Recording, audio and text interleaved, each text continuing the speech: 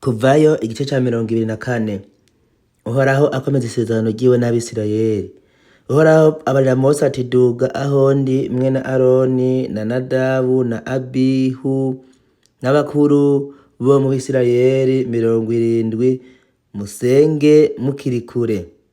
Mose abe ari we yigira hafi yanje wenyene, ariko abo bari kumwe ntibanyegere canke abandi bantu ngo badugane nawe.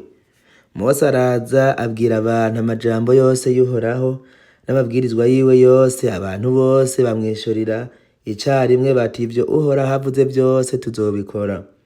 Nuko Mose yandika amajambo yose y'Uhoraho, maze bukeye akoroka kare yubaka igicaniro musi y'uwo musozi, ashinga inkingi z'amabuye 12 nk'uko imiryango y'Abisirayeli ari 12. Atuma imisore yo mu Bisirayeli ija gutanga ibimazi iravyosa no kubagira Uhoraho amashuri y'imikangara kw'ibimazi vy'ishimwe.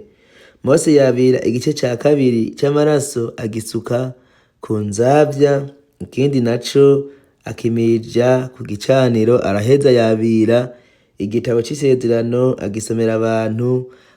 Baramubarira bati ivyo Uhoraho avuze vyose tuzobikora kandi tuzomwumvira. Maze Mose yabira ya maraso ayamija abantu, arababarira ati ngayo amaraso y'isezerano Uhoraho asezeranye namwe, nk'uko ayo majambo yose ari. Uhoraho yiyereka Mose na bagenzi be. Maze Mose adugana na Aroni na Nadabu na Abihu na babakuru b'Abisirayeli 70. Babona Imana y'Abisirayeli musi y'ibirenge vyayo hameze nk'umusesero w'amabuye yitwa safiro usa n'ijuru ubwaryo iyo giharanguye. Kandi babakuru b'Abisirayeli ntihagira ico ibagira, nuko birabira Imana bararya baranywa. Uhoraho yongera guhamagara Mose ngo aduge uwo musozi. Uhoraho abarira Mose ati duga uze aho ndi kuri uyu musozi, ugumeho nanje nzoguha ibisate vy'amabuye biriko ivyagezwe n'amabwirizwa, ivyo nanditse ngo uvyigishe. Mose avana hasi na Yosuwa umufasha wiwe aduga ku musozi w'Imana, abarira babakuru ati muturorerere hano mushitse aho tuzogarukira aho muri. Kandi raba musigaranye Aroni na Huri, nihagira upfa ikintu n'uwundi azaze kuri bo yitware.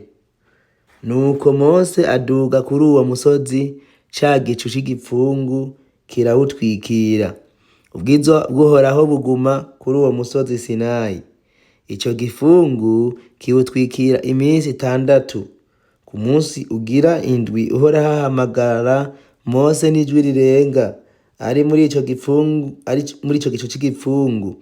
Ishusho y'ubwiza bw'Uhoraho Abisirayeli bayibona isa n'umuriro utongora ku gatwe k'uwo musozi. Nuko Mose adwebera hagati muri ico gipfungu, aduga kuri uwo musozi awumarako iminsi 40 n'amajoro 40.